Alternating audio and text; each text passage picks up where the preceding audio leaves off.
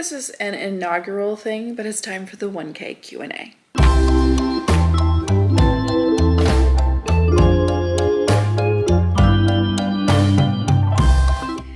Hey everybody, welcome back to my channel. My name is April if you're new here, and I'm gonna be answering some of your questions today. I recently hit 1,000 subscribers on YouTube. Yay! Thank you all for being here. I really appreciate it. And I'm glad you're here. Hi, hello, what's up? I asked on my community page if anybody had any questions for me. Also on Instagram, I said, make it weird, whatever you want to know, I will answer. And y'all came through, okay? Y'all came through. I have a lot of questions, and I figured today that I would just answer these questions while I do my nails, because I really need to do my nails. So yeah, let's just get into it. It's kind of a get ready with me, but not really, because this is all I'm doing. So the first question is,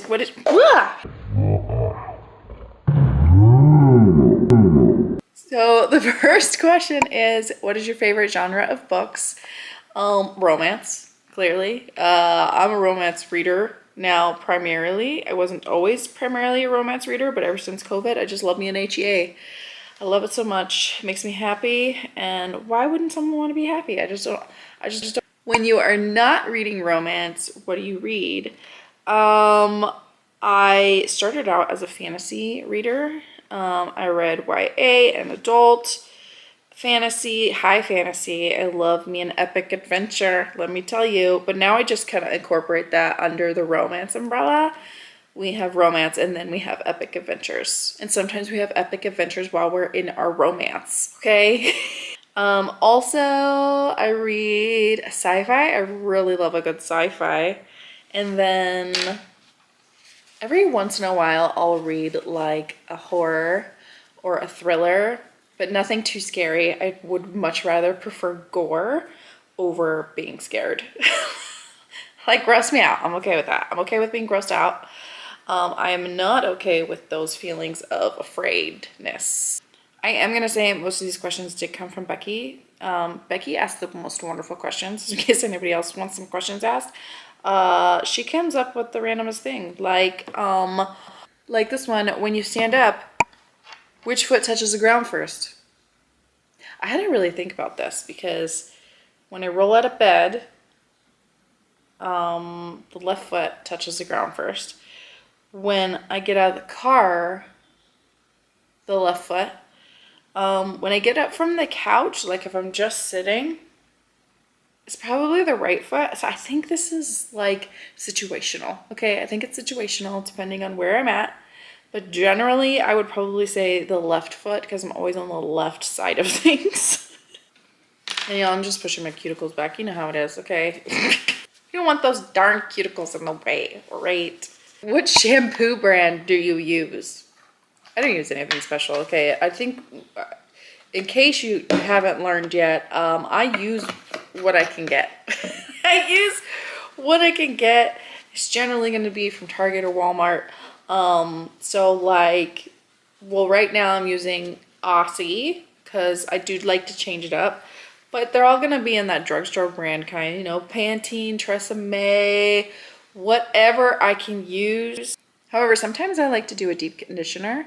I just think it makes my hair feels really soft and everything. So I will spring for like a trial sample pack size of like some fancy like brand sometimes. But gotta make the ends feel nice. That's all that matters, right? I hate when the ends feel like straw. That's the worst. I'm gonna start painting my nails. I'm gonna use this olive green color. I really love it. I just got it on clearance. Meet me at midnight. And I honestly just use regular nail polish.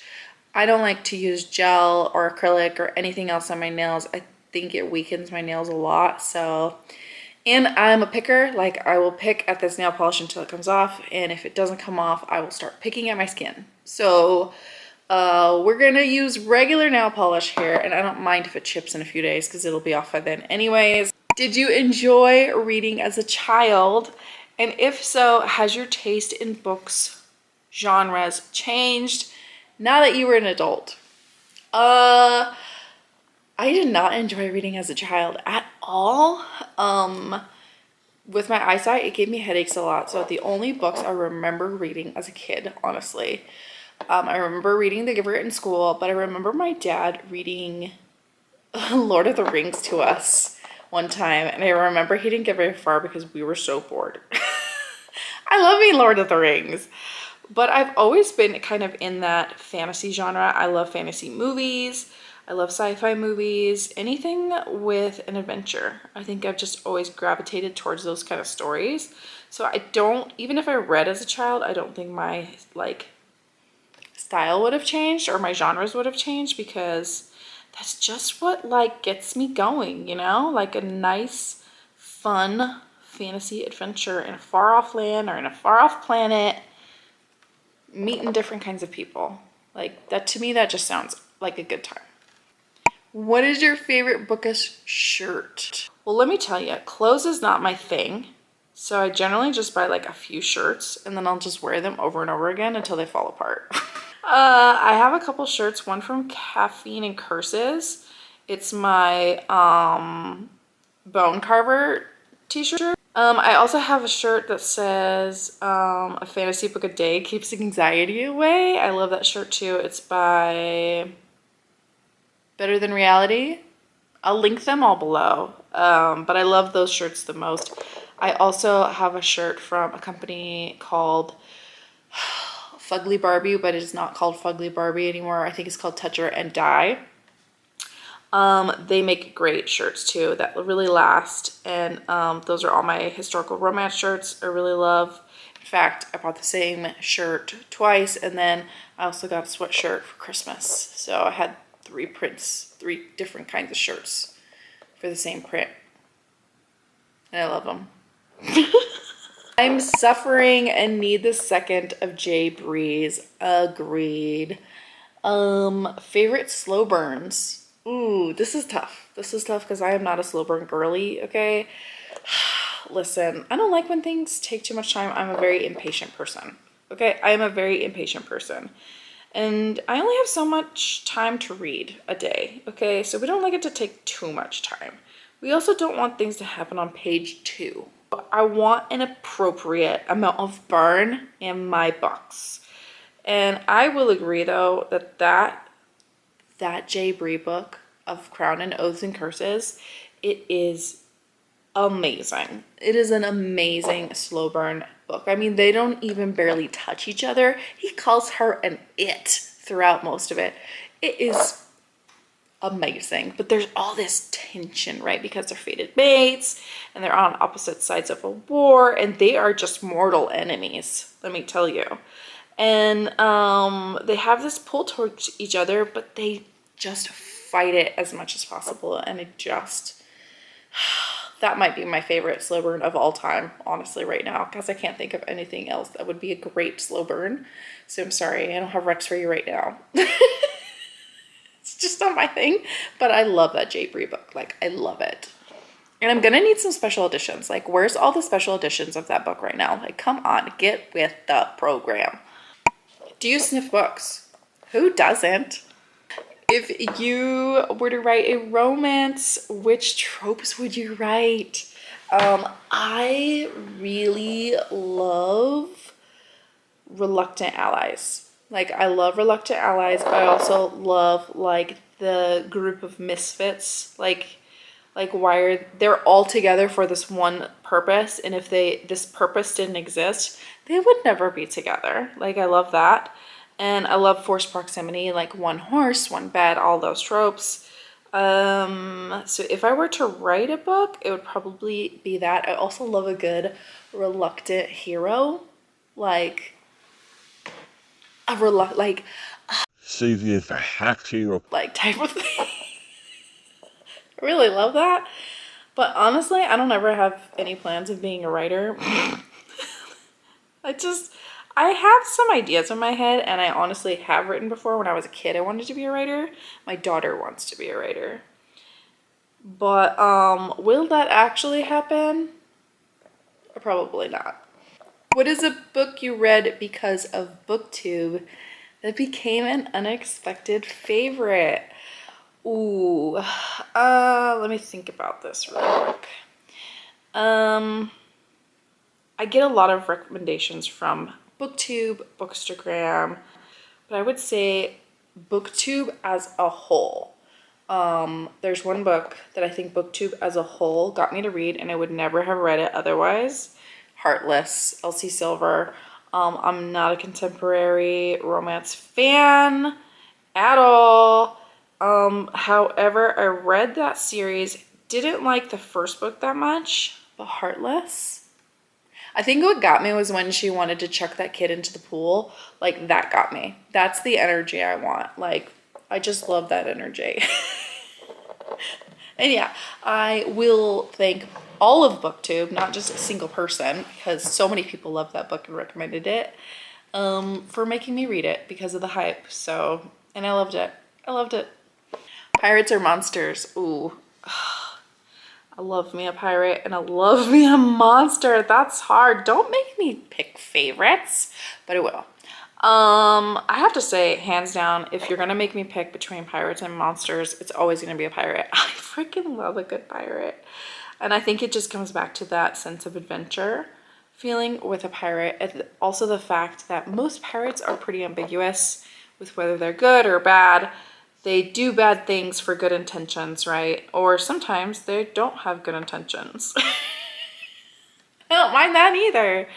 But I just love a good pirate. What is your favorite food and what is your favorite reading position? My favorite food is, gosh, I love comfort food of all kinds. My husband is a fantastic cook. So really anything he cooks, I love personally. He makes, one thing that I always ask for is stir fry. He makes like just this kitchen sink stir fry. It's so good. Snacks, popcorn. I love popcorn. I'm not a huge like candy person, but I'll eat it. My position, my reading position on my side. I generally read in bed. So I'm either gonna be reading like on this side or like on this side. So I'm gonna be reading on my side.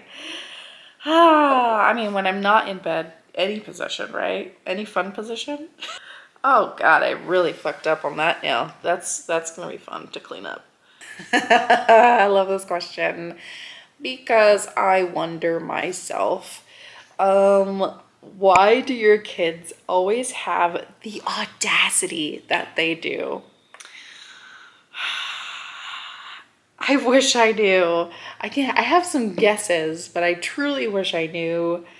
My kids are very, very stubborn and headstrong, and while that may be good qualities for them as adults, that is not good qualities for them as a child in my house. My kids are so comfortable with me that they feel like they can tell me anything, including incredibly disrespectful comments to me. And boy, do they get in trouble a lot for it. But they just don't seem to learn. I don't know. I don't know why they have the audacity that they do. And I wish they were a little less comfortable with me. I should probably be a meaner mom. I'm not like a nice mom by any means. I'm definitely a mom. In fact, I have a shirt that says Momster because when you push me, I become one. Listen, I don't pretend to be a good parent over here. I'm just doing my best. Doing my best with the tools that I got. At some point, I probably should lock them in a room together and say, fight it out. You know what? Survivor wins. Solve your own problems. Where is your dream vacation? So one thing about me is I don't like to travel. Like, I just don't. Going places is fun. I like going to new places and meeting new people, but getting there is the part I have a problem with. I am not a fun traveler at all. I get really anxious, especially if I have to drive there myself or take a plane or have to get everybody ready and do all the things and make sure everybody's, the anxiety spiral just starts going. So I'm not a great traveler, but once I get there, I'm cool. Like, I'm cool. There's just a lot of things that in my over 40 stage I have decided I don't like anymore, like crowds, waiting, loud noises. And a lot of those things come with traveling. So, would I ever go to another country? Probably not. I mean, I also can't afford that, so it just wouldn't happen. However, my favorite place to go that is a car ride away is South Lake Tahoe. I love South Lake Tahoe. I love it in the off season because it's very peaceful. I get to do all the hiking and all the kind of stuff that I really love to do. I'm a mountain girl. Like, I just love being in the mountains. That's me. I'm not a beach person, even though I live in California. I know that's weird.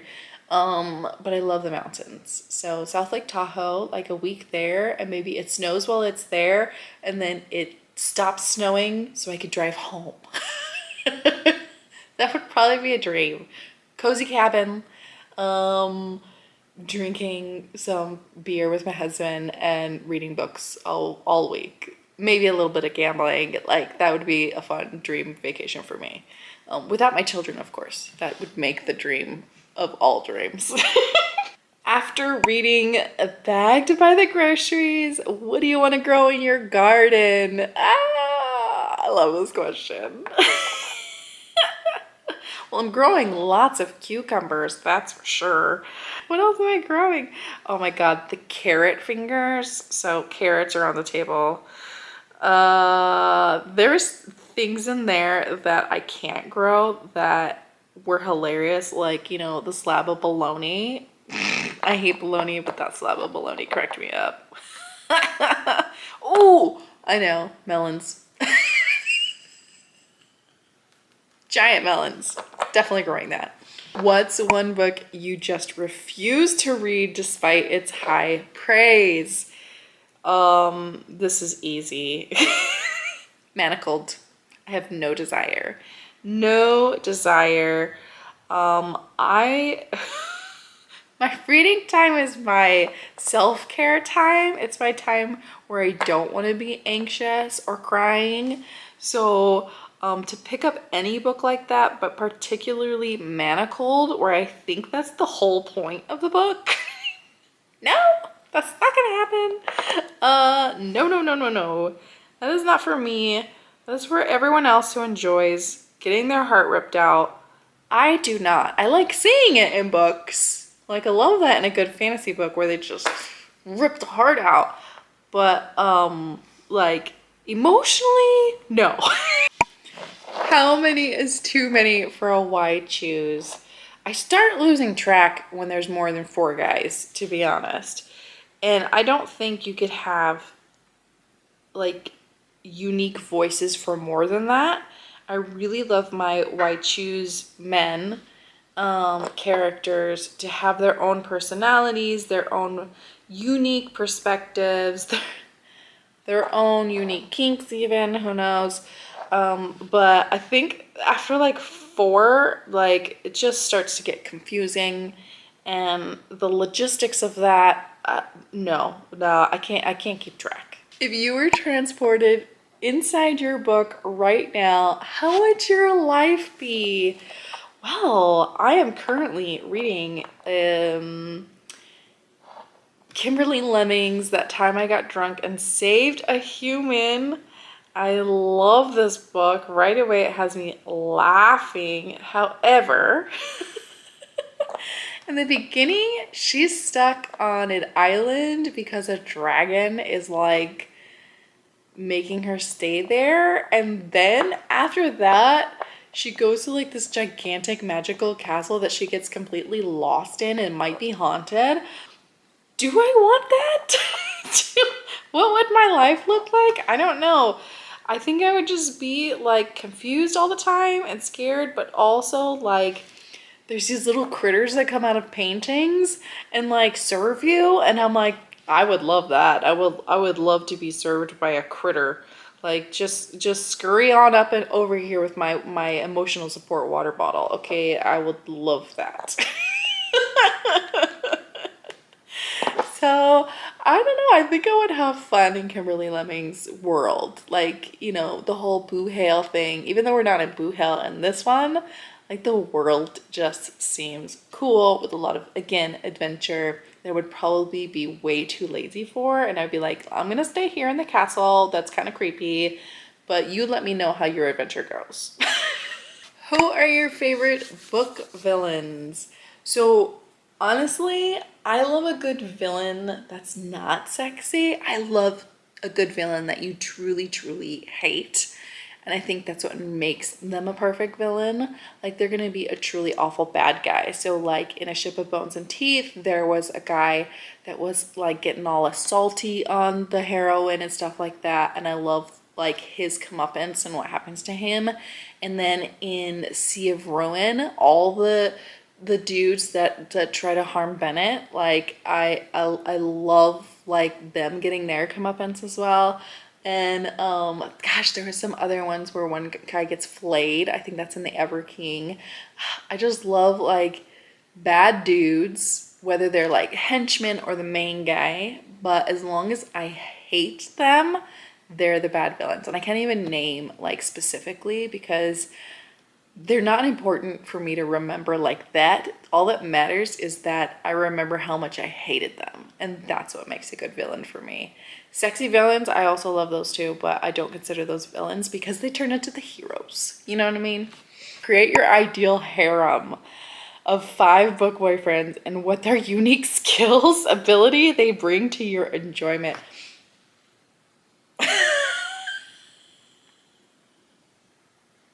You know what? I'm just gonna stack the deck with all the shadow daddies, okay?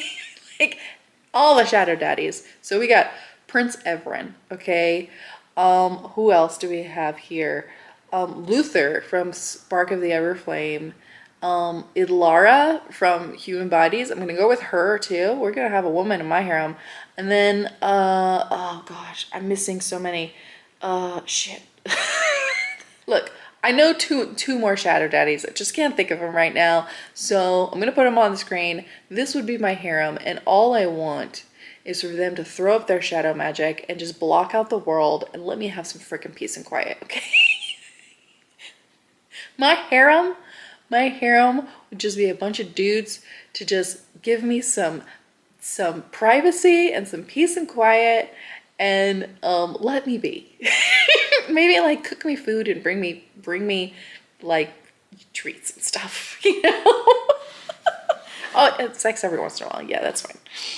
What is something you'd consider too weird to read? That cat book. That cat book.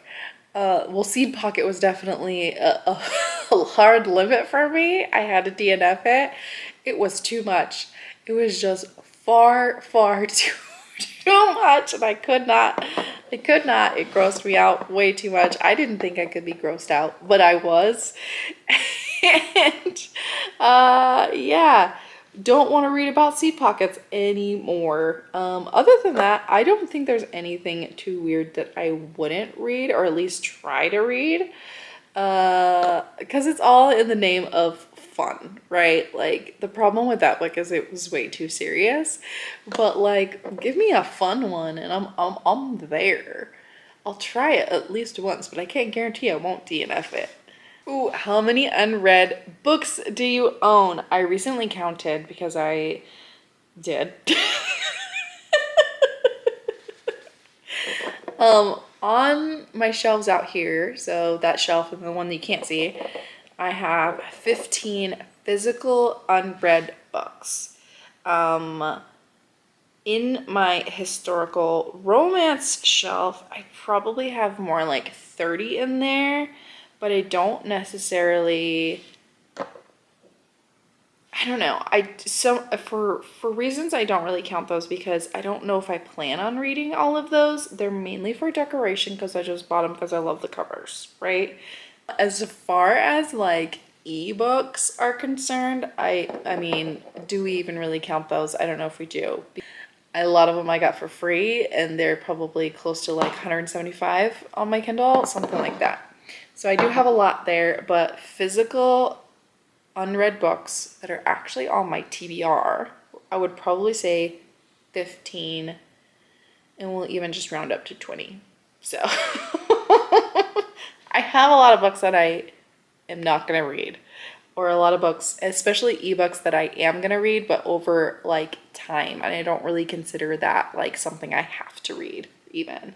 Like I have no time frame of when I'm gonna like finish those books. How many books would it take to match your height? A lot. I thought about taking these books off and actually seeing how many. However, I don't want to do that. That's a lot of cleanup I'd have to do. I'd have to put them all back.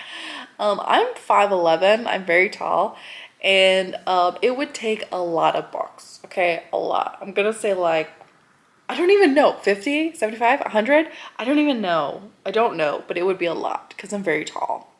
Favorite book cover? Well, for that, I'm gonna bring you over here. Let's go. Okay, I'm over here by my romance shelf that you couldn't see earlier, but one of them's this one. You'll start to notice I have a type. I love it. I love it to death. I love it. This one. I love this because Kimberly lemming herself drew this. Okay, I love it. This one.